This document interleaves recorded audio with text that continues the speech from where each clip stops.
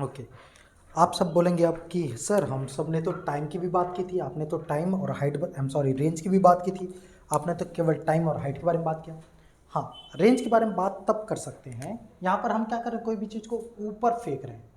जब भी कोई चीज़ को किसी भी स्पीड से ऊपर फेंक रहे हैं, से दैट 60 मीटर पर सेकेंड से। फिजिक्स क्या है, यहाँ कोई भी जादू नहीं होता है।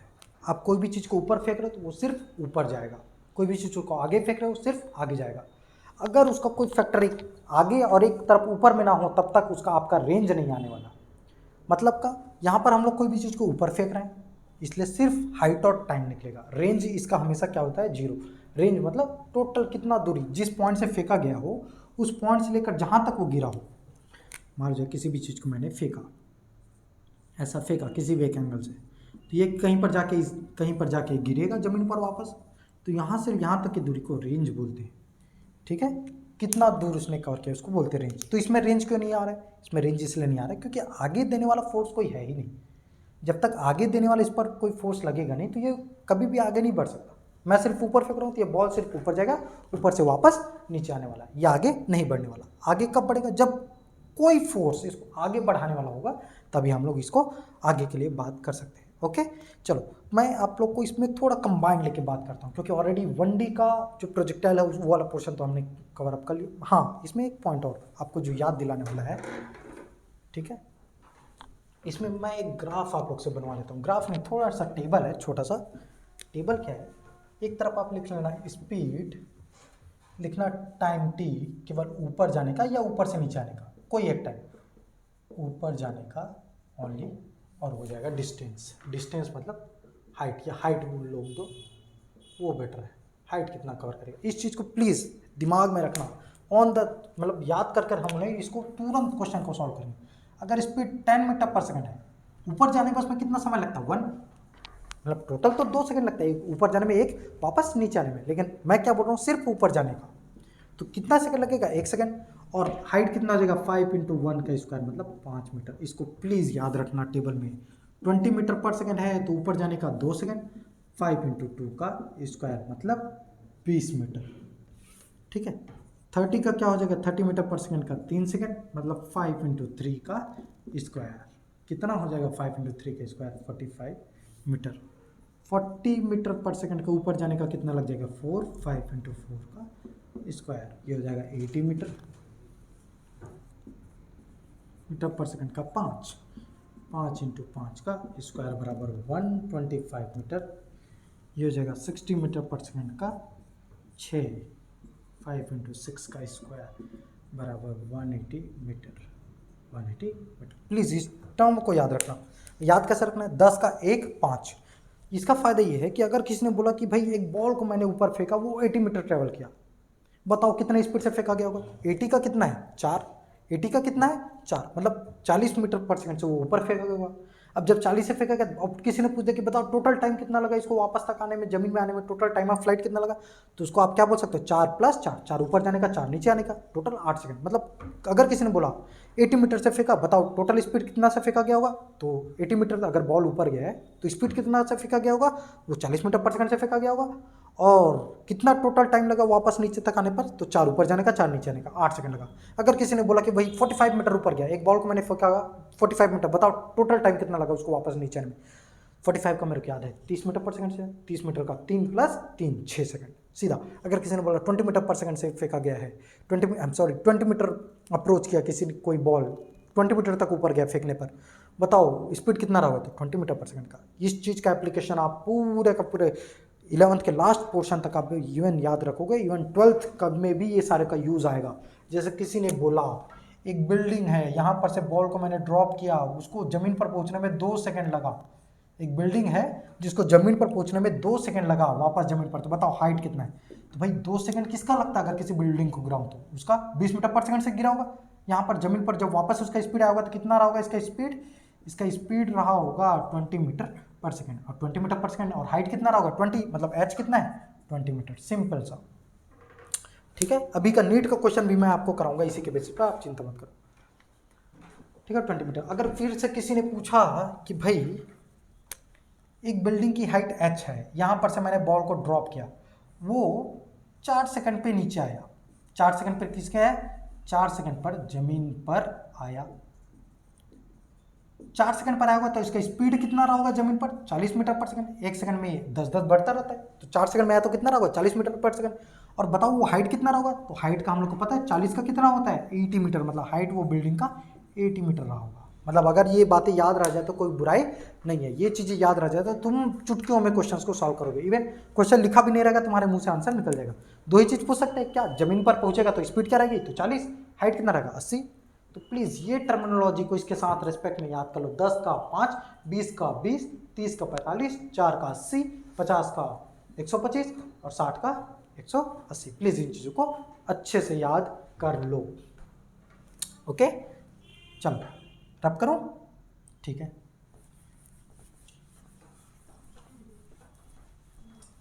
अगर ये चीज़ें याद रह गई हो, चलो इस बार का एक नीट का क्वेश्चन ही देख लेते हैं। नीट का क्वेश्चन में क्या था इस बार का,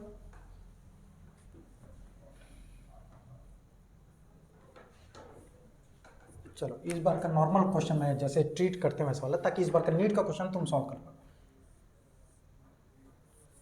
एक बिल्डिंग है नॉर्मल, ठीक है, एक बिल्डिंग है जहां पर से मैंने बॉल को सिंपली ड्रॉप किया। अगर उसका जमीन पर स्पीड 60 मीटर पर सेकंड हो जाता है, नॉर्मली सिंपली ड्रॉप किया बॉल को, एक हाइट बिल्डिंग का है जिसका हाइट एच है, जमीन पर आने पर उसका स्पीड कितना हो जाता है 60 मीटर पर सेकंड हो जाता है जमीन पर आने पर, है ना। जमीन पर आने पर ये बॉल नीचे गया, जमीन पर आने पर 60 मीटर पर सेकंड हो जाता है। बताओ टाइम कितना स्पेंड किया होगा इसने, 6 सेकंड टाइम स्पेंड किया होगा।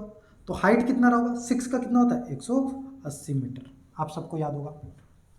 ओके, फिर से एक क्वेश्चन कि भाई एक बॉल है, अभी इनिशियली उसको छोड़ नहीं रहे, पहले से उसको स्पीड देकर रखे 10 मीटर पर सेकंड, जमीन पर आते ही उसका स्पीड हो गया 60 मीटर पर सेकंड। जमीन पर जब आया तो उसका स्पीड हो गया 60 मीटर पर सेकंड। बताओ कैसे, हाइट कैसे। अब देखो पहले से ही 10 था, 60 बाद में, तो 60 माइनस 10 50, मतलब टोटल टाइम कितना स्पेंड किया होगा उसने 5 सेकंड। 5 सेकंड क्यों, क्योंकि पहले से 10 था, पहले में क्या था ये, यहाँ पर u बराबर 0 था, पहले सिंपली फ्री फॉल कराते थे, यहाँ पर 10 है, तो जब 10 पहले से, मतलब 10 बढ़ने में 1 सेकंड लगता है, तो ऑलरेडी जब 1 सेकंड के लिए हम लोग गिवन है तो टोटल 60 पहुँच रहा है, तो उसमें माइनस करना पड़ेगा, 5 सेकंड लगेगा।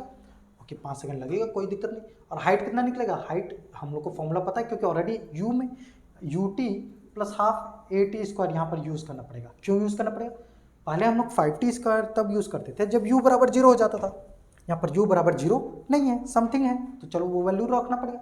तो 10 पहुँचने में टाइम कितना लगा 5 सेकंड, प्लस हाफ 10 इंटू 5 का स्क्वायर, इसको सॉल्व करते कितना हो जाएगा 50 प्लस 125 मतलब 175।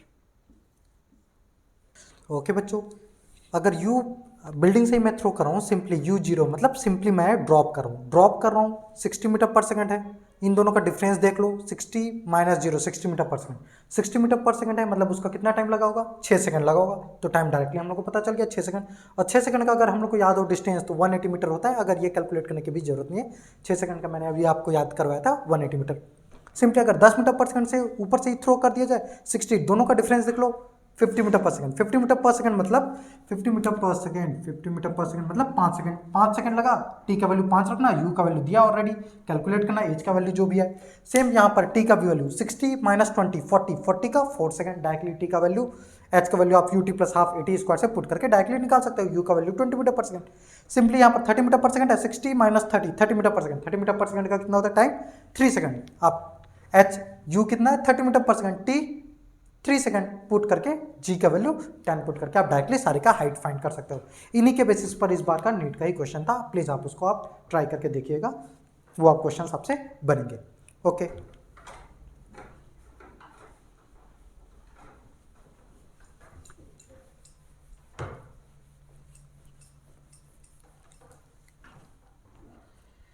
चलो, एक जनरली कभी क्वेश्चन में आ गया था, एक हाइट h है, यहाँ पर बॉल है जिसको सिंपली ड्रॉप कर रहा हूँ, एक बॉल है इधर 10 मीटर पर सेकंड से इसको थ्रो किया, सिंपली एक बॉल है उसको 20 मीटर पर सेकंड से थ्रो किया। ओके बताओ नीचे आने में टाइम किसका ज़्यादा होगा, किसका ज़्यादा होगा, नीचे आने में टाइम किसका ज़्यादा होगा। अगर इसका टाइम t1 है, इसका t2 है, इसका t3 है। ओके, बस कॉन्सेप्ट क्या ध्यान में रखना है, तीनों के ऊपर, तीनों का वर्टिकली जो डाउनवर्ड है वहां पर जी ही लग रहा है, इसका हॉरिजॉन्टली लग रहा है, इसका भी हॉरिजॉन्टली लग रहा है। इसमें हॉरिजॉन्टल 10 मीटर पर सेकंड है, इसका 20 मीटर पर सेकंड है। हॉरिजॉन्टल वैल्यू से हम लोग को कोई लेना देना नहीं, बस ध्यान में रखना है इन लोग का वर्टिकल वैल्यू कितना है। तीनों का वर्टिकल वैल्यू में एक ही वैल्यू लग रहा है, वो है जी, नीचे डायरेक्टली तीनों के ऊपर, और तीनों के ऊपर और कोई फोर्स नहीं लग रहा है। अगर केवल जी लग रहा है मतलब नीचे आने का टाइम तीनों का सेम होगा। सो t1 बराबर t2 बराबर t3 हुआ, क्योंकि पहला वाला बॉल कैसे गिरेगा, सिंपली ड्रॉप होगा। दूसरा वाला बॉल 10 मीटर पर सेकंड मतलब सेम टाइम लगेगा लेकिन थोड़ा आगे जाके गिरेगा, और तीसरा वाला थोड़ा और आगे जाके गिरेगा। मतलब पहला वाला बॉल सिंपली ऐसा गिरेगा t1 वाला, दूसरा वाला बॉल ऐसे गिरेगा t2 वाला, और तीसरा वाला बॉल और आगे जाके गिरेगा t3 वाला। t1 बराबर t2 बराबर t3, गिरेंगे तीनों सेम, बस डिफरेंस ये रहेगा, ये उसी पॉइंट पर डायरेक्टली नीचे गिरेगा, ये थोड़ा आगे जाके गिरेगा, ये थोड़ा और आगे जाके गिरेगा, क्योंकि हॉरिजॉन्टल वेलोसिटी तीनों के डिफरेंट है, दैट्स व्हाई। बस लेकिन नीचे आने में टाइम तीनों का सेम रहेगा, इस चीज का ध्यान रखना। नीचे आने में टाइम क्यों सेम रहेगा, क्योंकि नीचे तीनों के ऊपर एक ही वेलोसिटी लग रहा है, वो है जी टी, वो है जी टी, और तीनों का टाइम सेम है, इसलिए तीनों का वर्टिकल वेलोसिटी भी सेम रहेगा। ओके, प्लीज इस चीज का ध्यान रखना। चलो, अब बॉल को हम लोग अगर बिल्डिंग से फेंक दें तो सिंपली अगर उसका थोड़ा कैलकुलेशन हम लोग देख लेते हैं, उसके बाद हम लोग ग्राफ पर आते हैं। क्या होगा, मान लो जो एक बिल्डिंग है, कितने मीटर का, मान लो जब 40 मीटर का एक बिल्डिंग है, एक बॉल को फेंक दिया मैंने 10 मीटर पर सेकंड से और बिल्डिंग से ऊपर फेंक दिया, वो क्या बॉल क्या हुआ, ऊपर जाके वापस नीचे आएगा। क्वेश्चन ये बोल रहा है बताओ टोटल टाइम कितना लगेगा, टोटल टाइम कितना लगेगा। इसका क्या है, एक कैलकुलेशन है, आप पूरे पहले हाइट फाइंड करो, हाइट फाइंड करने के बाद टोटल हाइट को ऐड करो, टोटल हाइट को ऐड करने के बाद फिर उसके लिए टाइम फाइंड करो, फिर टोटल टाइम को ऐड करो। प्लीज आप ये सब मत करना। अभी हमने क्या तरीका बताया था, अगर 10 मीटर पर सेकंड से किसी भी चीज को ऊपर फेंकूं तो कितना सेकंड लगता है टॉप मोस्ट पॉइंट पर जाने के लिए, 1 सेकंड लगता है। और 1 सेकंड का डिस्टेंस कितना कवर करता है, अगर आपको याद हो तो 5 मीटर का डिस्टेंस कवर करता है। ओके, तो यहाँ पर टोटल टाइम पहले 1 प्लस करके लिख लो, क्योंकि 1 सेकंड लगा इसको टॉप मोस्ट पॉइंट पर पहुंचने के लिए, 5 मीटर का इसने डिस्टेंस तय किया। ओके, वापस जब ये आएगा तो टोटल क्या, इसको 5 प्लस 40 तय करना पड़ेगा, तो 5 प्लस 40 करो तो 45। आपको कुछ याद है 45 कितना का होता है, 45 मीटर, हाँ मुझे जहां तक याद है 45 मीटर 3 सेकंड का होता है, तो डायरेक्टली आपका आंसर है 4 सेकंड। मतलब 4 सेकंड बॉल बाद बॉल वापस नीचे जमीन पर आ जाएगा। सिंपली इसके बेसिस पर और कुछ क्वेश्चन करते हैं, जल्दी से देखना। मान लीजिए 35 मीटर का एक बिल्डिंग है, 30 मीटर पर सेकंड से मैंने उसको ऊपर फेंक दिया। चलो 30 मीटर पर सेकंड का टाइम ऊपर जाने का कितना लगा, 3 सेकंड, प्लस डिस्टेंस कितना कवर करता है 30 मीटर पर सेकंड का, 45 मीटर, अगर मुझे याद है तो 45 मीटर तय करता है। 35 मीटर दोनों को ऐड कर दूं, क्योंकि वापस आते समय ये वाला जब बॉल वापस नीचे आएगा तो ये 45 मीटर तय करेगा, प्लस ये 35 मीटर भी तय करेगा, तो टोटल डिस्टेंस तय करेगा। कितना हो जाएगा, 35 प्लस 45 इज 80 मीटर। 80 मीटर का शायद मुझे याद है 4 सेकंड होता है, मतलब टोटल टाइम 7 सेकंड लगेगा इसको वापस जमीन पर आते हुए भी। प्लीज इस मेथड से करना, नो कैलकुलेशन ज्यादा, बस जो चीजें मैं बताऊं उन चीजों को ध्यान में रखना, क्वेश्चंस बनेंगे। एक प्रैक्टिस के लिए दे देता हूं, एक मैं करता हूं, कुछ प्रैक्टिस के लिए आपका दे देता हूं। एक क्वेश्चन और करता हूं मैं, ध्यान से देखना। सिंपली एक बिल्डिंग है 80 मीटर का, 80 मीटर का बिल्डिंग है, मैंने 30 से फेंक दिया, अगेन 30 मीटर पर सेकंड से फेंक दिया। एक बिल्डिंग है 30 मीटर पर सेकंड से फेंक दिया। 30 मीटर पर सेकंड का टाइम कितना होता है ऊपर जाने का, बस 3 सेकंड लगता है, और कितना डिस्टेंस कवर करता है, 45 मीटर ट्रेवल करता है। ओके, 3 सेकंड हो गया। यहाँ पर जब बॉल नीचे आएगा तो ये 45 मीटर और प्लस 80 मीटर ये बिल्डिंग का दोनों तय करेगा, दोनों को ऐड किया 125। 125 का मेरे को याद है शायद 5 का होता है, मतलब total time 5 plus 3 is 8 second. शायद इससे सिंपल मेथड इस दुनिया में नहीं है, अगर होगा तो please try to find out और मुझे जरूर बताइए।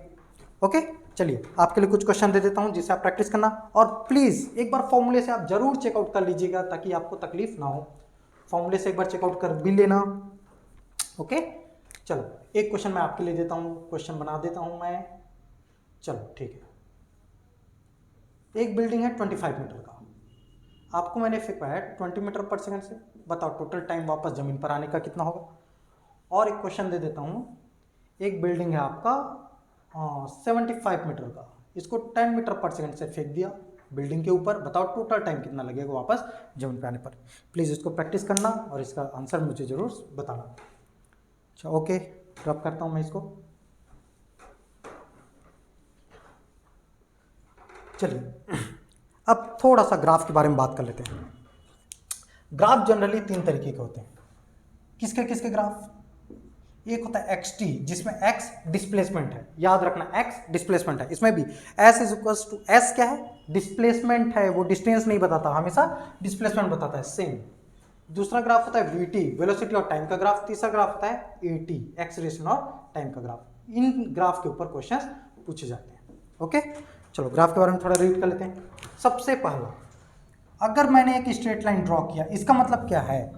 X T, position time graph. Position time graph मतलब वो पोजिशन, उस पार्टिकल का टाइम तो गुजर रहा है लेकिन पोजीशन चेंज नहीं हो रहा है। मान लीजिए इसको मैं 2 मीटर बोला तो वो पार्टिकल 2 ही मीटर पे है। इसका मतलब ये है कि ये बॉडी एट रेस्ट पे है, मतलब वस्तु रुका हुआ है। एक्चुअली वस्तु रुका हुआ है, इसका मतलब है अगर वस्तु रुका हुआ है तो उसका कोई वेलोसिटी नहीं होगा, तो वेलोसिटी टाइम ग्राफ जीरो होगा। और एक्सेलरेशन, जब वेलोसिटी नहीं है तो एक्सेलरेशन टाइम ग्राफ भी जीरो होगा। ओके, पहला। दूसरा क्वेश्चन, अगर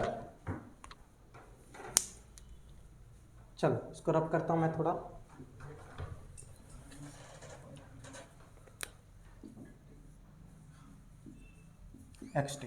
एक्सटी ग्राफ के बारे में बात करते हैं। एक्सटी ग्राफ में अगर तुमको स्ट्रेट लाइन मिलता है, इसका मतलब है वो यूनिफॉर्म डिस्टेंस कवर कर रहा है। मतलब अगर वो बॉडी 1 सेकंड में 5 मीटर ट्रेवल कर रहा है तो फिर नेक्स्ट सेकंड में फिर 5 मीटर ट्रेवल कर रहा है, फिर 5 मीटर ट्रेवल कर रहा है, हर सेकंड में वो हर 1 सेकंड में 5-5 मीटर ट्रेवल कर रहा है, तो वो ऐसा एक स्ट्रेट लाइन बनेगा।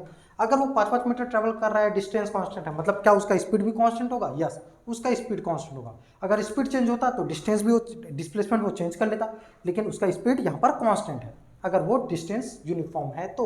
ओके, जब वेलोसिटी कांस्टेंट है, वेलोसिटी कांस्टेंट मतलब एक वैल्यू, कोई भी वैल्यू होगा, मान लीजिए उसका 10 मीटर पर सेकंड मान लेते हैं, कोई भी आप एक वैल्यू कांस्टेंट, तो जब वेलोसिटी चेंज नहीं हो रहा है तो क्या एक्सेलरेशन आएगा? नहीं, एक्सेलरेशन ए का वैल्यू जीरो हो जाएगा। तो एक्सेलरेशन का ग्राफ ये बनेगा, जिस बॉडी का पोजीशन टाइम ग्राफ ये है उसका वेलोसिटी टाइम ग्राफ ऐसा बनेगा और acceleration time graph will be zero, बनेगा नहीं। ओके, चलो एक बात ध्यान में रखना, अगर स्ट्रेट लाइन में है मतलब यूनिफ कांस्टेंट वेलोसिटी होगा। अगर ये स्ट्रेट लाइन में ना हो के ये लाइन कुछ ऐसा देन ऐसा देन ऐसा देन ऐसा होता तो ये नॉन यूनिफॉर्म मोशन होता। नॉन यूनिफॉर्म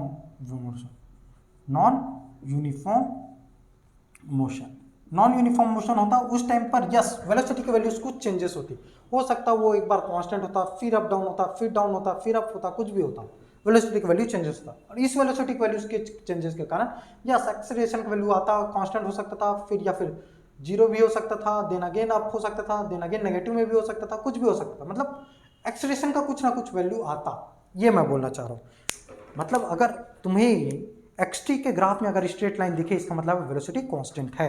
जो एक बार जो वेलोसिटी पकड़ लिया इनिशियली 10 मीटर पर सेकंड, मतलब थ्रू आउट द टाइम वो 10 मीटर पर सेकंड होगा। चलो ठीक है, आई होप ये वाली चीज आपको क्लियर हो गई होगी। इस पर थोड़ा और बात कर लेते हैं ताकि आपको थोड़ा और अच्छे से समझ में आए। क्या है एक्सटी ग्राफ? एक्सटी ग्राफ में दो चीज होगा। चलो होता क्या है, मान लीजिए मैंने दो चीज दे दिया, ये ए है ये बी है। एक्सटी ग्राफ में दोनों में है, मतलब दोनों का स्ट्रेट लाइन है, मतलब दोनों कांस्टेंट वेलोसिटी चल रहा है, लेकिन वेलोसिटी दोनों का अलग अलग होगा। मान लीजिए एक 10 से चल रहा होगा तो एक 20 से चल रहा होगा, कोई एक, मतलब दोनों अलग अलग होंगे लेकिन कांस्टेंट है। कांस्टेंट मतलब इसका 10 है मतलब थ्रू आउट 10 है, इसका 20 है मतलब थ्रू आउट क्वेश्चन पूरे क्वेश्चन में 20 है। ये कैसे पता चलेगा? कौन? वो पता चलेगा थीटा से। किससे पता चलेगा? थीटा से। मतलब जिसका, इसको मैं थीटा 1 बोल दूं, इसको मैं थीटा 2 बोल दूं, जिसका थीटा ज्यादा उसका वेलोसिटी भी ज्यादा। आया कहां से, एक बार देख लेते हैं।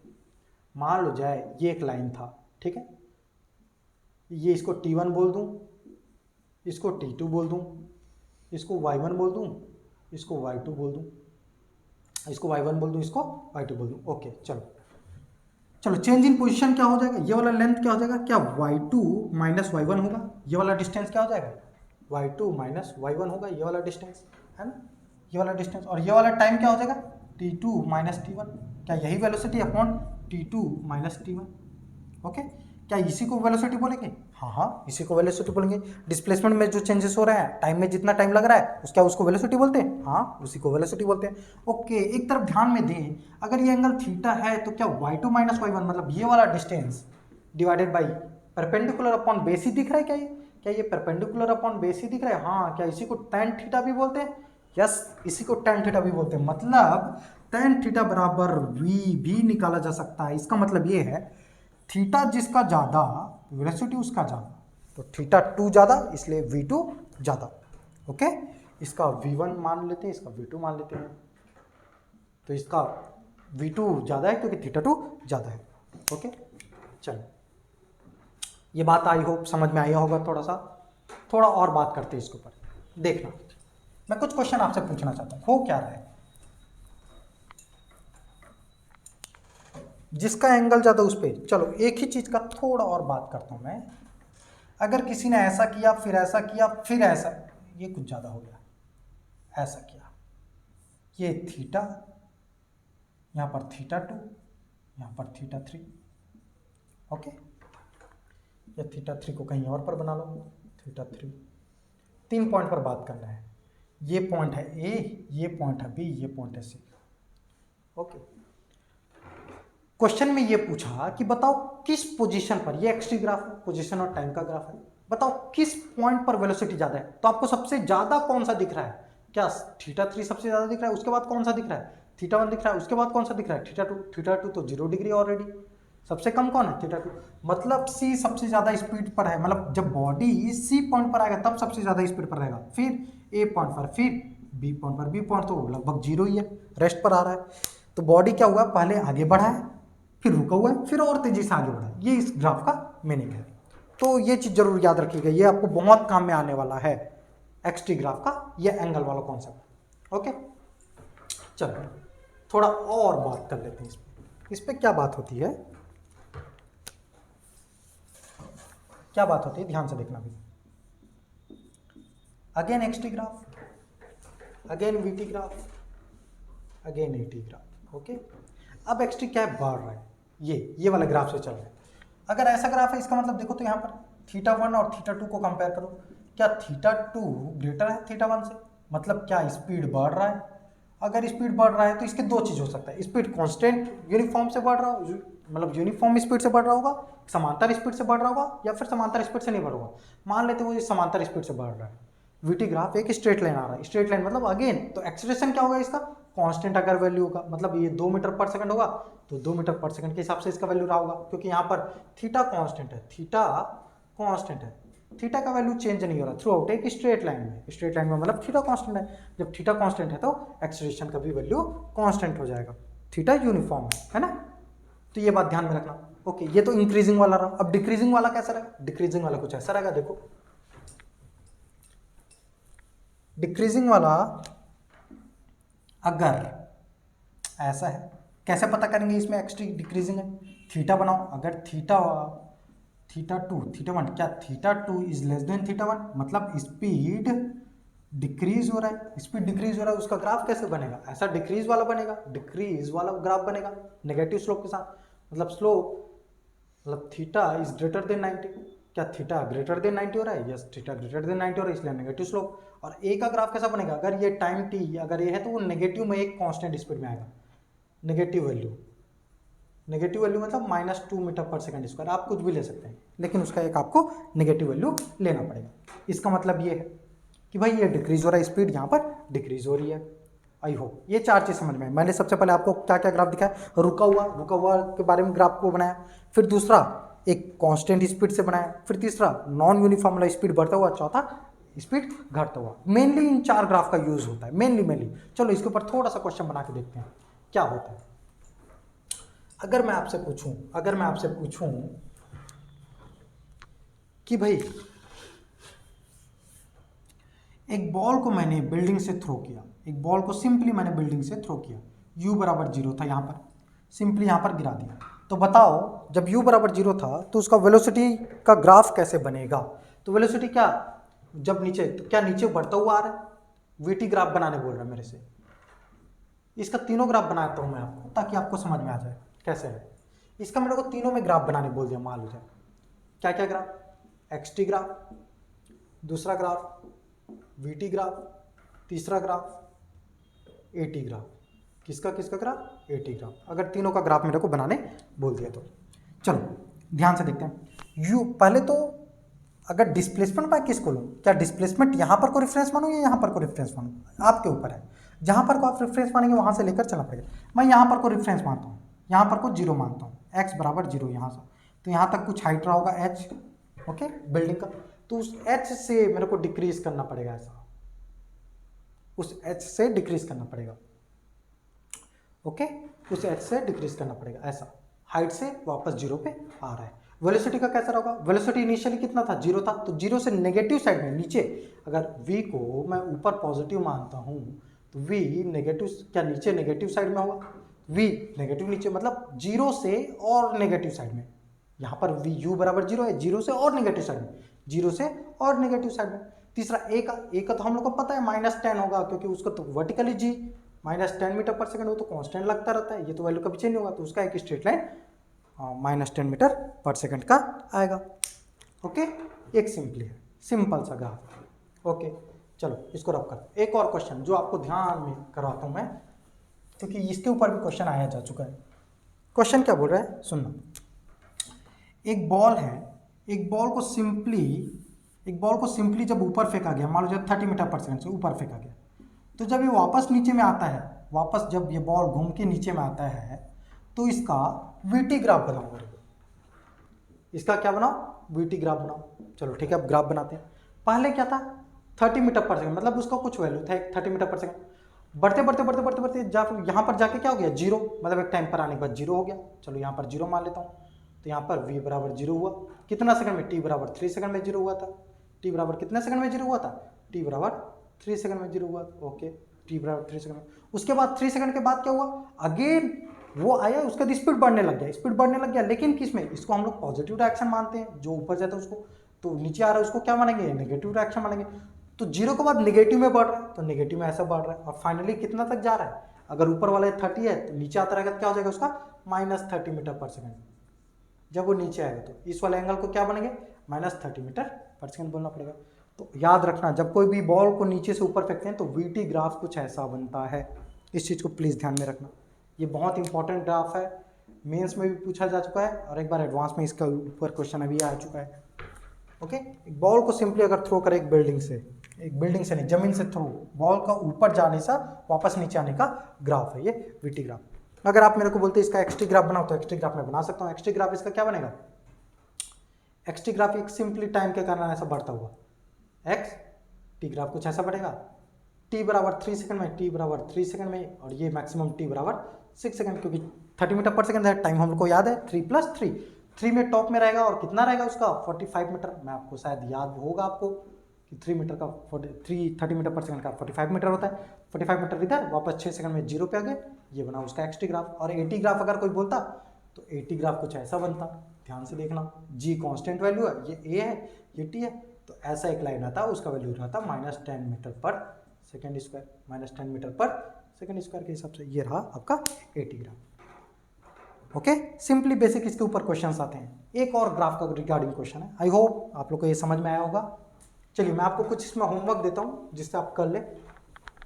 मेरे को आप क्या करिएगा,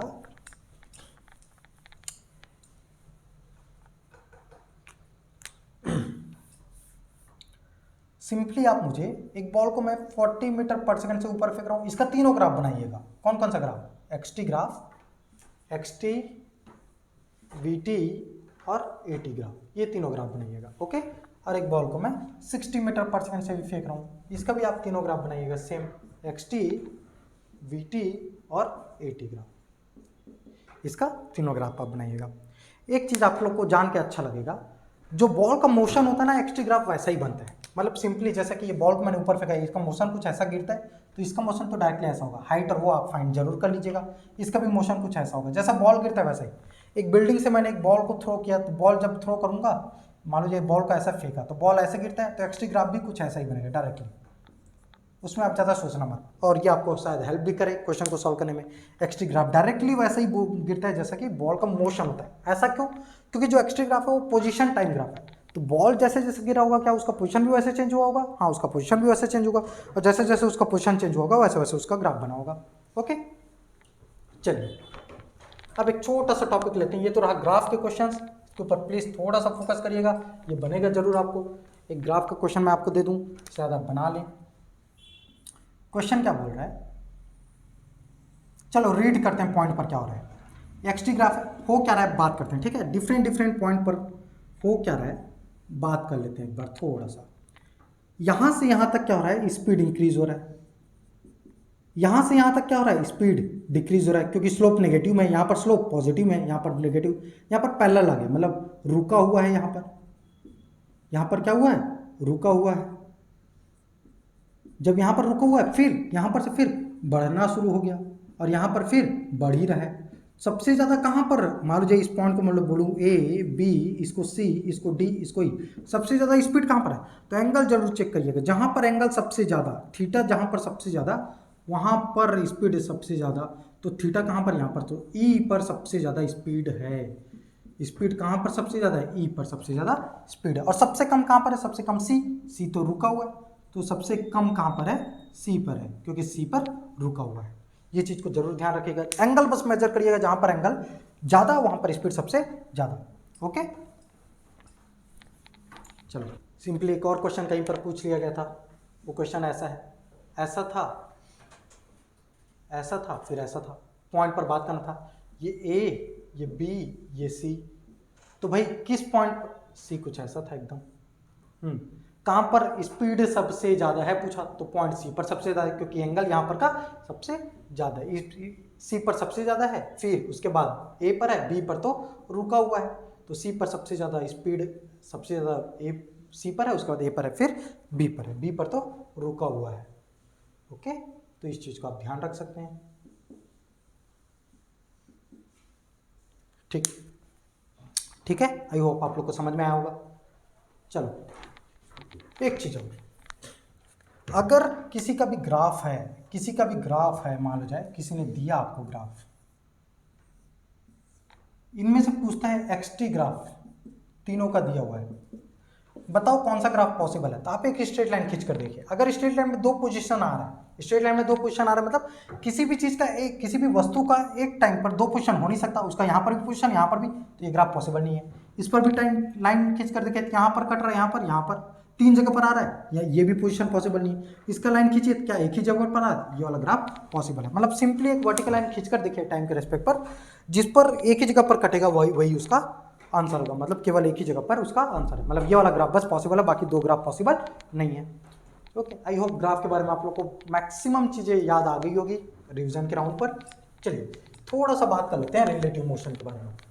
किसके बारे में, रिलेटिव मोशन, जिसका हिंदी में नाम आता है सापेक्ष गति। रिलेटिव मोशन, सापेक्ष गति, ओके, रिलेटिव मोशन। ओके, चलो ठीक। रिलेटिव मोशन किसको बोलते हैं, रिलेटिव मोशन का क्या लाइफ में है, इंपॉर्टेंट है, हाँ बहुत ज़्यादा इंपॉर्टेंट है। क्यों, क्योंकि दुनिया में हर चीज़ हम लोग एक दूसरे के रिलेट में बोलते हैं। कुछ चीज़ें मैं ध्यान में देख लेगा, मान लीजिए ए है, बी है, ए 40 किलोमीटर पर आवर से चल रहा है, बी 30 किलोमीटर पर आवर से चल रहा है। ओके, 30 किलोमीटर पर आवर से चल रहा है। ओके, इसका कुछ कॉन्सेप्ट भी है, मैं आपको बताऊंगा, बस ध्यान में रखना। अगर ए बी को देखता है, बी ए को देखता है, ये दो चीज पर बात होती है, ठीक है। इसका सिंपली लोग बोलते हैं कि भाई जिस जो देख रहा है उसको रोको, जो देख रहा है उसको रोको, और जिसको देख रहा है उस पर उल्टा करके चिपका दो, ऐसा पब्लिक बोलता है। लेकिन बात सही है, जो देख रहा है उसको रोकना पड़ेगा। मान लो जाए देखो इसको लिखने का तरीका वी बी ए, मतलब v velocity of B with respect to a, कि इसका मतलब क्या है, velocity of B with respect to a, मतलब ए के हिसाब से बी को देखना है, हिसाब से किसका, ए का, रोकना किसको, ए को। चलो ठीक, तो भाई 40 किलोमीटर पर आवर का स्पीड है, मैं बोलूंगा तो रुक नहीं जाएगा, ठीक है। तो मैं इसके ऊपर एक तरीका बता रहा हूं, इसको रोकने का तरीका क्या है, इसको जब रोकना है तो क्या 40 इधर जा रहा है, तो 40 का क्या मैं इधर फोर्स लगा दूं, क्या जितना स्पीड से जा रहा है उतना। याद है मैथ्स में अगर x बराबर y है तो x+1 बराबर y+1 भी कर सकते हैं, अगर कोई एक्सटर्नल चीज उसमें ऐड कर रहे हैं तो सिंपली, तो यहां पर भी वही कर रहे हैं। अगर जो चीज इस पर मैं एक्सटर्नल फोर्स लगाऊं, क्या वो एक्सटर्नल फोर्स इस पर भी देना पड़ेगा मेरे को? हाँ बिल्कुल देना पड़ेगा। अब देखो क्या ए रुक गया है? हाँ रुक गया है। ए का वेलोसिटी ऑफ रिलेटिव 0 हो गया है और बी का कितना हो गया है? तो velocity of b with respect to a देखो 40 इधर 30 इधर, बचा कितना? 10 किधर? इधर, मतलब बी पीछे जाता हुआ दिखाई देगा। ओके सिंपली इसमें velocity of B with respect, velocity of A with respect to B, velocity of A with respect to B, मतलब विथ रेस्पेक्ट टू बी। रोकना किसको? बी को। रोकने के लिए बी को कितना देना पड़ेगा? बी को रोकना है। बी को रोकना है तो क्या 30 इधर जा रहा है तो क्या 30 इधर दूं? इस पर भी लगाऊं कि इसको भी लगाऊं? इसको भी लगाऊंगा तो वेलोसिटी क्या बी रुक गया, 0 हो गया। देखो 30 इधर, तो 30 मैंने इधर लगा दिया अपने से, 30 इधर लगाया तो इधर भी 30 लगाऊंगा क्योंकि एक्सटर्नल है, ये एक्स्ट्रा मैं फोर्स लगा रहा हूं इसको रोकने के लिए, तो वो फोर्स मेरे को यहां भी देना पड़ेगा। तो 30 इधर लगाया तो देखो 40 30 बचा कितना? 10 किधर? इधर। मतलब अगर बी ए को देखेगा, बी ए को देखेगा तो ए आगे जाता हुआ दिखाई देगा, और अगर ए बी को देखेगा तो बी पीछे आता हुआ दिखाई देगा। ओके रिलेटिव इसी को बोलते हैं। कुछ नहीं, पब्लिक बोलता है उल्टा करके चिपका दो, उल्टा करके चिपका मत। जिसको देखना है, जिसके रेस्पेक्ट में देख रहे हैं, जिसके रेस्पेक्ट में देख रहे हैं उसको रोको। रोकने के लिए कोई भाई फिजिक्स में चीजें घूम रही है उसको रोकने के लिए आपको ताकत देना पड़ेगा, तो उतना ही ताकत उसका ऑपोजिट डायरेक्शन में दो। उतना ही जब ऑपोजिट एक्स में दे रहे हो तो नीचे वाले को भी देना पड़ेगा। क्यों? क्योंकि एक्स्ट्रा फोर्स आप उसमें ऐड कर रहे हो तो नीचे वाले में भी एक्स्ट्रा फोर्स ऐड करना पड़ेगा। फोर्स आपने ऐड किया, बस फिर सिंपली कौन ज्यादा कम कम देखो, कौन ज्यादा कौन कम, फिर उसके हिसाब से आप अपना आंसर को बोल दो। चलो ठीक, एक क्वेश्चन और देखो जल्दी से। क्वेश्चन कैसा है?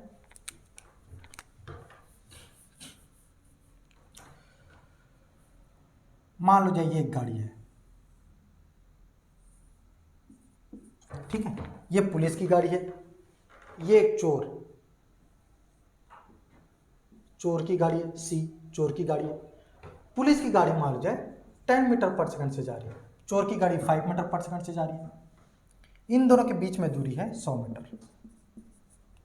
रिलेटिव से सॉल्व करो प्लीज, जल्दी देखना किसके रेस्पेक्ट। चलो ठीक, अब इसको सॉल्व करना है 5 मिनट पर सेकंड से 10 मिनट पर सेकंड से, रिलेटिव लगाना।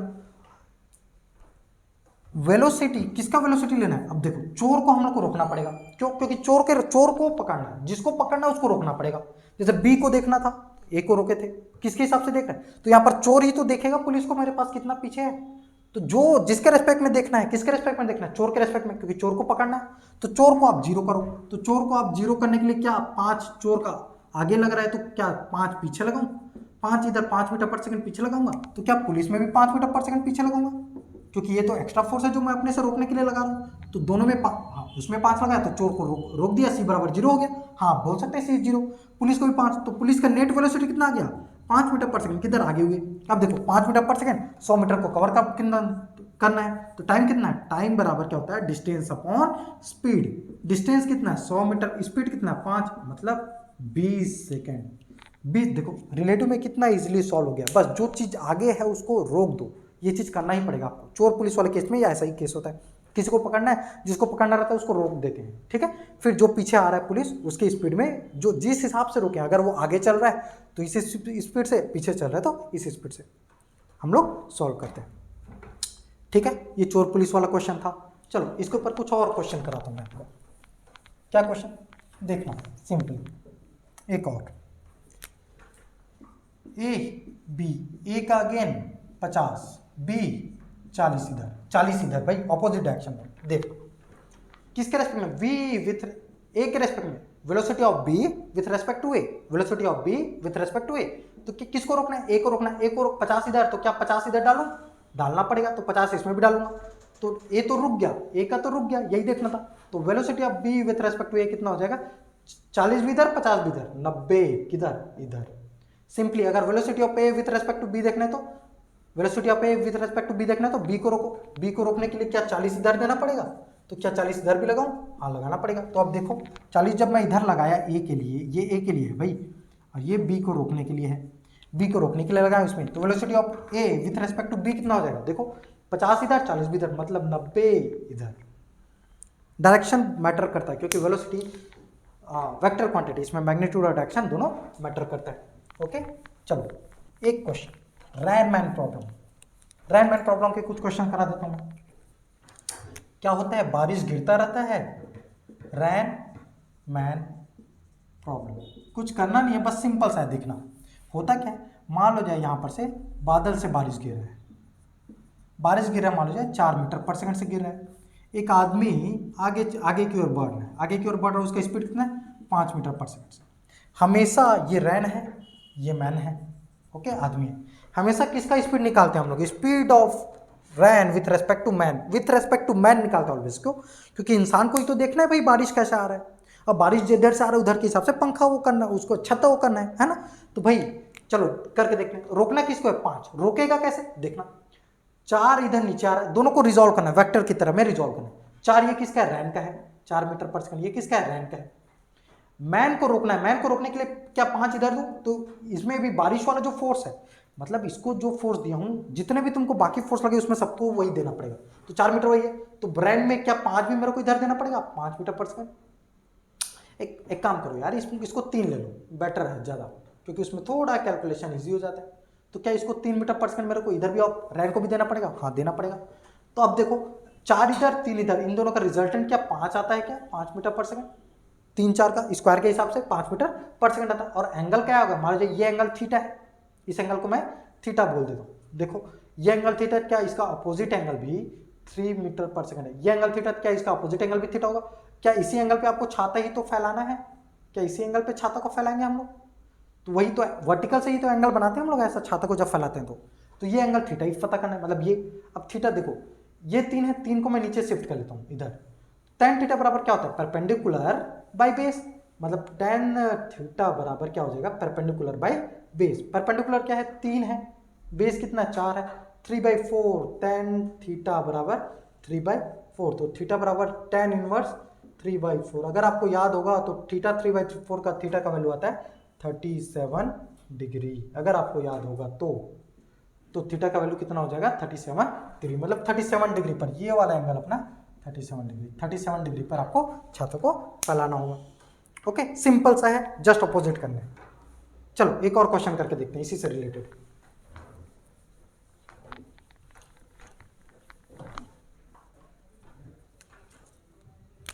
ठीक है, एक और क्वेश्चन करके देखते हैं। वो क्वेश्चन कैसा है? मान लो जाए ये बादल है सेम, बादल नीचे आ रहा है, मान लो जाए 3 मीटर पर, या फिर इसको 8 मीटर पर सेकंड से इसको नीचे लेकर आ जाऊं। किसका स्पीड है? ये बारिश का स्पीड है। ओके, चलो इंसान आगे चल रहा है अपना, इंसान आगे की ओर चल रहा है, मान लो जाए उसका स्पीड 6 मीटर पर सेकंड है। देखते किसके हिसाब से है? इंसान के हिसाब से देखते हैं ऑलवेज। इंसान, क्योंकि वेलोसिटी ऑफ रैन किसके हिसाब से देखा जाता है? मैन। क्योंकि हम लोग इन चीज़ों को फील करते हैं, छत्ता हमको लगाना है, रैन को थोड़ी लगाना है, तो हमारे हिसाब से देखी जाएगी। मेरे हिसाब से देख रहा है तो मैं तो अपने आप को सर्वोच्च मानूंगा, मैं अपने आप को रोकना चाहूंगा, तो मैं बोल दूं तो रुक जाऊंगा? नहीं, फिजिक्स में तो ऐसा बोलने से हो जाता, भगवान को मैं चेंज कर देता, बोलने से कभी कुछ होता नहीं। तो मैं करूंगा क्या? अगर मेरे को रोकना है, मेरा स्पीड 6 मीटर पर सेकंड है, क्या मेरे को अपोजिट में 6 मीटर देना पड़ेगा? रोकना है तो हाँ मैं रोकना चाहता हूं, ऑपोजिट में मैं जरूर दूंगा। जब मैं इधर अपोजिट में दिया तो क्या उसको अकेला छोड़ दूं, या फिर रैन के साइड भी मेरे को अपोजिट देना पड़ेगा? तो रैन के साइड भी देना पड़ेगा, क्योंकि फिजिक्स में एक जगह पर आइसोलेट नहीं कर सकते हम लोग। एक को फोर्स दे रहे हैं तो दूसरे को भी देना पड़ेगा, सेम मैथमेटिकल टूल। ठीक, गुड, वेरी गुड। चलो भाई, तो छत्ता क्या इस एंगल पे डालना पड़ेगा हम लोग को? हाँ, छाता तो इसी एंगल पर डालना पड़ेगा, जिस एंगल से पता चले। तो क्या थीटा यही पता करना पड़ेगा? हाँ, थीटा तो यही पता करना है। कितना हो जाएगा? ये बेस 6 है 8, तो देखो tan थीटा अगेन क्या हो जाएगा? tan थीटा बराबर परपेंडिकुलर अपॉन बेस होता है, मतलब क्या 6/8 होगा। 6/8 मतलब क्या 3/4 कर लूं? अगर आपको थीटा 3/4 अभी सेम पहले क्वेश्चन से, तो थीटा कितना हो जाएगा? 37 डिग्री, 37 डिग्री का थीटा होगा। ओके, और इंसान को कितना फील होगा रैन? तो कितना फील होगा? 8 और 6 का, 8 और 6 का परपेंडिकुलर पाइथागोरस थ्योरम से कितना निकलता है आप लोग का? रूट ओवर, इसका मैग्नीट्यूड अगर निकालना है तो कितना आता है? रूट ओवर 8 का स्क्वायर प्लस 6 का स्क्वायर बराबर क्या ये 10 मीटर पर सेकंड है। मतलब जितना बारिश हो रहा है एक्चुअली उससे ज़्यादा फील होता है। आप लोग को याद भी होगा, अगर आप सिंपली खड़े हो बारिश नॉर्मल लगता है, अगर आप गाड़ी में जाते हो कुछ ज़्यादा स्पीड से आपको फील होता है कि रैन कुछ ज़्यादा स्पीड से मार रहा है, थोड़ा लगता भी है, थोड़ा महसूस भी होता है, आंखें बंद होने लग जाती है, मतलब रिलेटिवली थोड़ा ज़्यादा फील होता है। इसका रीज़न यही है कि हम लोग जितना ज़्यादा स्पीड बढ़ाएंगे, रैन उतना ज़्यादा स्पीड से हम लोग को टच कर रहा है वैसा फील करेगा, और ऐसा होता भी है प्रैक्टिकल लाइफ में। तो रैन और मैन का प्रॉब्लम ऐसे सॉल्व होते हैं। ओके, चलो एक क्वेश्चन देखते हैं रिवर मैन प्रॉब्लम का।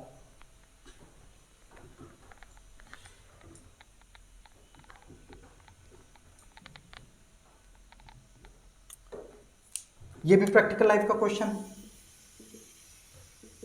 क्योंकि इंसान तो नदी में जरूर तैरता है, आप लोग देखे भी होंगे। इसमें दो चीज काम आता है, पहला अप स्ट्रीम, दूसरा डाउन स्ट्रीम, दो चीजें नाम आती हैं इसमें। हो ये नदी मान लो इधर से इधर फ्लो कर रहा है, ओके।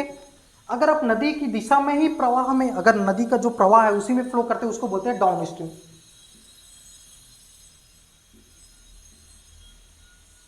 अगर उसके अपोजिट डायरेक्शन में फ्लो करते हो तो उसको बोलते हैं अप स्ट्रीम, ठीक है। तो क्या बोल देने से चीजें अलग हो जाती? नहीं, लेकिन क्या चीजों के ऊपर फर्क पड़ता है? हाँ, देखो चलो कैसे करते हैं। देखो, रिवर का मान लो स्पीड है 3 मीटर पर सेकेंड। आदमी अगर इस पर तैरना चाह रहा है तो वो अपना मान लो एक स्पीड बना के चल रहा है नॉर्मल वाटर में 5 मीटर पर सेकेंड। ये किसका स्पीड है? मैन का है। ये किसका स्पीड है? रिवर का है, ओके। अगर वो नदी के साथ साथ बहता है तो दोनों की स्पीड ऐड होंगी, क्योंकि नदी का जो स्पीड है उसी की डायरेक्शन में इंसान भी तैर रहा है, तो उसको वो 8 मीटर पर सेकंड का स्पीड उसको प्राप्त होगा और थोड़ा मजा भी आएगा, क्योंकि उसको उतना ताकत लगाना भी नहीं पड़ेगा। मजे में 5 लगाना चाह रहा है, लग रहा है 8। अगर वो उसके अपोजिट डायरेक्शन में चल रहा है तो रिवर कितना है? 3, इंसान कितना? 5। 5 माइनस 3 मतलब 2 मीटर पर सेकंड। तकलीफ भी ज्यादा होती है और रिजल्ट भी बहुत कम मिलता है, तो रोना तो आता ही है थोड़ा बहुत। तकलीफ भी ज्यादा हो रही है, रिजल्ट भी कम मिल रहा है, मेहनत भी ज्यादा कर रहे हैं, रिजल्ट भी कम मिल रहा है, मतलब 2 मीटर पर सेकंड। अप स्ट्रीम, अगर आप उसके प्रवाह के उल्टी दिशा में जाना चाहोगे तो क्या होता है? 2 मीटर पर सेकंड का स्पीड आपको प्राप्त हो रहा है, बहुत कम स्पीड मिल रहा है, तकलीफ भी ज्यादा हो रही है, इसलिए बोलते हैं समय के साथ चलो। अपोजिट में चलना शुरू कर दोगे तो तकलीफ ज्यादा होगी। बस ये चीजें ध्यान पर आती है। चलो, तो इसका कुछ और थोड़ा डीप में स्टडी करते हैं, थोड़ा सा बस समझना मैं क्या बोलना चाहूँ। इसमें 2 टाइप के क्वेश्चन मेनली बनते हैं। पहला क्वेश्चन सबसे कम समय का और दूसरा कम दूरी का। पहला टाइप का क्वेश्चन होता है कम समय का, जिसको इंग्लिश में बोलते हैं शॉर्टेस्ट टाइम, ठीक है। पहला वाला सिचुएशन पर बात करते हैं, ठीक है। ये नदी का दूसरा बैंक है, ये इधर से मैं नदी का प्रवाह कुछ ऐसा है, उसको मान लो 3 मीटर पर सेकंड के हिसाब से। रिवर का प्रवाह आर बोल देता हूँ। इंसान है, ये मैन है, वो उसका जो भी स्पीड रहे, ठीक है। बस कॉन्सेप्ट ध्यान में रखना क्या बोलना चाह रहा है। अगर कोई भी इंसान को कम से कम समय में जाना चाह रहा है, अगर ये नदी को पार करना चाह रहा है, क्या उसको हमेशा स्ट्रेट ही बस जाना चाहिए? हाँ। अगर वो कम समय में ट्रेवल करना चाह रहा है, भले वो किधर भी पहुंचे, उसको पहुंचना किधर है पता नहीं, बस उसको ये पता है मेरे को कम समय में बैंक पे पहुंचना, मतलब अपोजिट जो दिशा पर है नदी के दूसरे किनारे पर पहुंचना है सबसे कम समय में। अगर उसको सबसे कम समय पे पहुंचना है तो उसको हमेशा परपेंडिकुलर, मतलब जो नदी का प्रवाह है उससे 90 डिग्री पर कूदना पड़ेगा। नदी के प्रवाह के 90 डिग्री पर, मतलब सीधा डायरेक्टली कूदना पड़ेगा। इसको करके भी देखते हैं। मान लो जाए एक वेलोसिटी है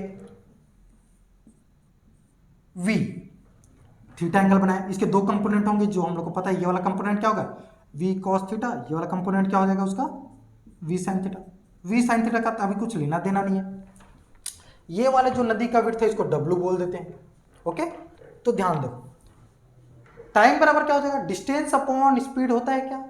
डिस्टेंस कितना है? w, स्पीड कितना है? v cos थीटा, ये टाइम होगा। अगर मेरे को टाइम को मिनिमम करना है तो क्या v cos थीटा के वैल्यू को बढ़ाना पड़ेगा, v cos थीटा के वैल्यू को। अगर v तो कांस्टेंट है, बदलेगा कौन? थीटा का वैल्यू। cos थीटा हम लोग को सबसे ज्यादा पता है कि 0 डिग्री पर मैक्सिमम होता है, उसका वैल्यू होता है 1। 0 डिग्री पर मैक्सिमम होता है, उसका वैल्यू होता है 1। मतलब यही बोल रहा है कि ये जो एंगल है उसको 0 कर दो, मतलब 0 कर दो, मतलब ये क्या है? जो बैंक है उससे हॉरिजॉन्टल, उससे परपेंडिकुलरली दौड़ने बोल रहा है, मतलब ये जो एंगल है उसको 0 कर दो। मतलब आप नदी का प्रवाह को छोड़ के, जो भी डायरेक्शन में मूव कर रहा है उसको छोड़ के आप बस सीधा कूद जाओ, उसके 90 डिग्री बनाकर सीधा कूद जाओ, आप सबसे कम समय में पहुंचोगे। ये इसका कहना था। बात सही भी है, हमने प्रूव भी किया। ये पहला क्वेश्चन है। दूसरा क्वेश्चन होता है शॉर्टेस्ट डिस्टेंस का, ठीक है, सबसे कम दूरी का। ये पहला वाला टाइप का क्वेश्चन था। अभी इन सारे क्वेश्चन के ऊपर मैं बताऊंगा। दूसरा क्वेश्चन और बनता है इसका कम दूरी का, शॉर्टेस्ट डिस्टेंस, ओके। अब ध्यान से देखो, मेरे को ऑपोजिट पर पहुंचना है। शॉर्टेस्ट डिस्टेंस मतलब क्या? यही सबसे शॉर्टेस्ट डिस्टेंस है नदी के पहला से दूसरा किनारे को, इसका विड्थ जो भी हो। मेरे को कहीं, मैं किसी भी एंगल से मैं कूदूं, मान लीजिए नदी ऐसे बाहर है, अगर मैं इधर के एंगल पे बनाया तो मेरे को और नदी इधर लेके चला जाएगा। तो इसका एक ही ऑप्शन है कि मैं जो नदी का है उससे कुछ एंगल बना के कूदूं। तो मान लीजिए मैं इधर वी बनाया, कुछ भी हो मैं किसी भी एंगल से पूछूं, मेरे को इस पॉइंट पर पहुंचना है, जस्ट अपोजिट डायरेक्शन पर पहुंचूंगा तभी वो सबसे कम दूरी का चीज होगा, और उसको क्या बोलेंगे हम लोग, शॉर्टेस्ट डिस्टेंस का कॉन्सेप्ट भी यही होगा, सबसे कम दूरी का है। ठीक है, वेरी गुड। चलो भाई पता कर लेते हैं, ये v है तो क्या ये v cos थीटा होगा और ये हो जाएगा v sin थीटा। यहां से जो भी मतलब मैं अपना जो अपोजिट बैंक है उससे जो भी दूरी तय करूंगा x, इसको बोलते हैं ड्रिफ्ट। इसको क्या बोलते हैं, ड्रिफ्ट, अलग से चला हुआ। ये ड्रिफ्ट जीरो होना चाहिए, मतलब ये x का वैल्यू है वो जीरो होना चाहिए, यही पर आना चाहिए मिनिमम, शॉर्टेस्ट सबसे कम होनी चाहिए, तब वो शॉर्टेस्ट दूरी का कॉन्सेप्ट होगा। चलो ठीक, स्पीड पहले पता कर लेता हूं, रिवर का स्पीड आ रहा है, ठीक है। अब चलो दूरी x बराबर क्या होता है, v इंटू टी होता है क्या, वेलोसिटी इंटू टाइम। चलो ठीक, v क्या हो जाएगा, v r velocity of river minus opposite में कौन सा एक स्पीड है, v साइन थीटा, क्योंकि इसका एक factor sine theta, v r into v sine theta into t, correct है। टी का वैल्यू हम लोग पहले निकाले थे, क्या था, v minus v sine theta. T का वैल्यू डाल देते हैं, टी का वैल्यू उस टाइम पर क्या था, w upon v cos theta था शायद। ये x के वैल्यू को मेरे को जीरो करना पड़ेगा, ये जो वही तो मैं ड्रिफ्ट का वैल्यू निकाल रहा था, ड्रिफ्ट का वैल्यू मेरे को जीरो करना पड़ेगा। वो ड्रिफ्ट का वैल्यू जीरो कैसे होगा, ड्रिफ्ट का वैल्यू अगर मैं जीरो पुट करूं तो ये तो टोटल वैल्यू मल्टीप्लिकेशन में जीरो हो जाएगा, मतलब v साइन थीटा का वैल्यू वी आर के बराबर होना चाहिए। मतलब मैं ये वाला जो फोर्स है, मैं कुछ ऐसा वेलोसिटी बनाऊं कि जिसका साइन थीटा वाला कंपोनेंट है वो ये रिवर के बराबर में हो जाए अपोजिट डायरेक्शन में, तो क्या मैं डायरेक्ट यहां पर पहुंचूंगा, हाँ यही कॉन्सेप्ट है, और इसी के थ्रू मैं डायरेक्ट वहां पर पहुंचूंगा। चलो इसके कुछ क्वेश्चन देख लेते हैं जल्दी से।